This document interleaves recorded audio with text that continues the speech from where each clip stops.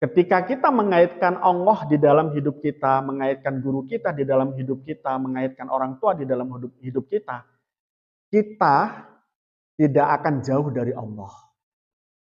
Kita tidak akan jauh dari guru kita tidak akan jauh dari orang tua kita. Tapi kalau andai kata tidak mengaitkan Allah dalam hidup kita, masalahnya selesai, tapi kita nggak bisa dekat dengan Allah. Kita jauh dari guru kita, jauh dari orang tua kita. Masalahnya selesai, tapi nggak bisa dekat dengan mereka. Itu yang dikategorikan sebagai tidak suksesnya kita dalam hidup. Makanya jangan sombong. Ada banyak santri yang seolah dia sukses tanpa bantuan orang tua secara finansial. Seolah mereka sukses, tapi berkah tidak berkah. Itu juga kategorinya bukan orang yang sukses dalam kacamata ajaran agama Islam. Nah, yang sukses itu bagaimana? Mereka yang santri yang memiliki kesuksesan secara duniawi tapi juga punya kesuksesan secara ukhrawi.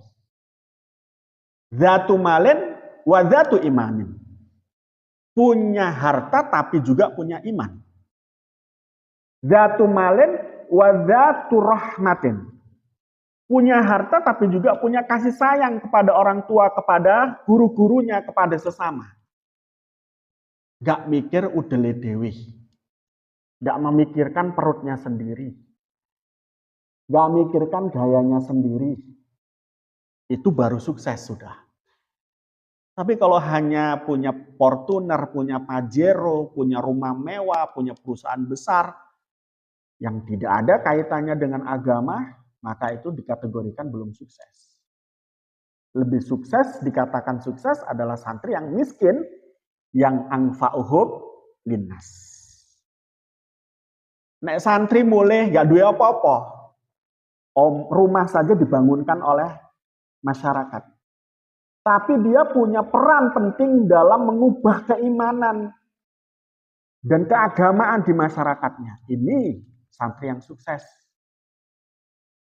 Karena sejatinya kesuksesan itu bukan kayahnya kita, bukan memilikinya perusahaan kita, tetapi anfa'uhum linnas. Tidak bisa kategori anfa'uhum linnas manakala tidak ada jiwa pengabdian di dalam jiwa seseorang. Karena itu wes latiano nang pondok itu ngabdi. Kamu disuruh ngajar, niatono ngabdi. Jangan katakan itu kesuksesanmu.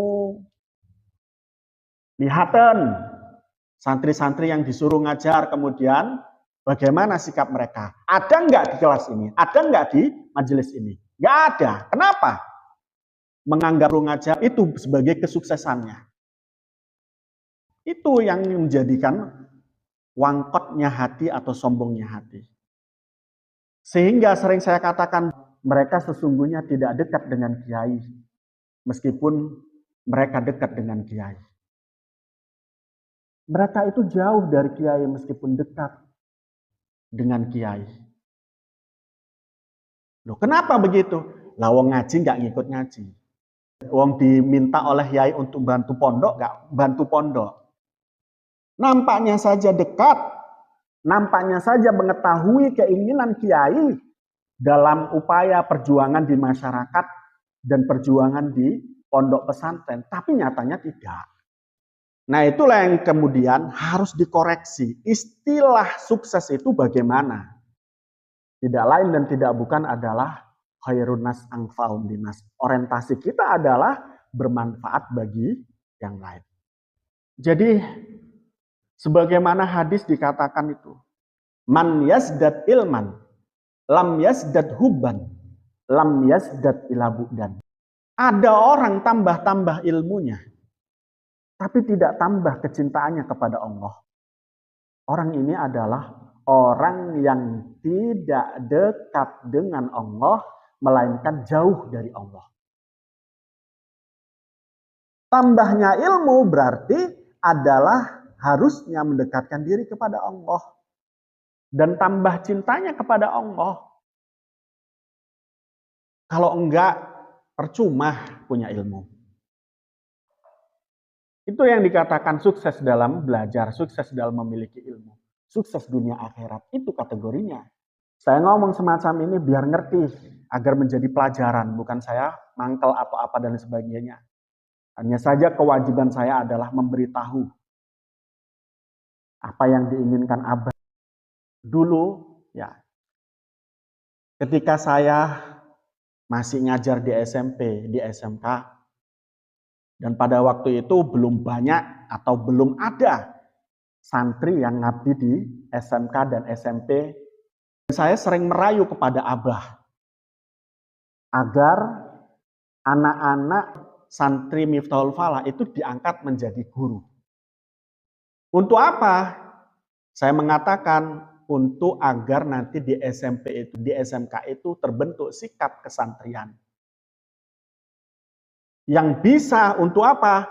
Menerjemahkan apa keinginan Abah Yai dalam perjuangan mendidik di pesantren ini. Dan pada saat itu disetujui. Sebelumnya juga nggak diperbolehkan. Kawan-kawan ngajar dinia itu nggak diperbolehkan oleh Abah. Dan Abah bilang, cari guru dari luar aja apa ya? Saya katakan, jangan Bah. Pengalaman saya, Muhyiddin itu besar, itu karena santri-santrinya Bah, yang ngajar. Dengan ngajarnya murid-murid atau santri-santri Muhyiddin itu, mereka mampu menerjemahkan keinginan kiai. Sehingga santri pun waktu itu berakhlak, beretika ala santri. Itu saya katakan, dan untuk mempercayakan Abah.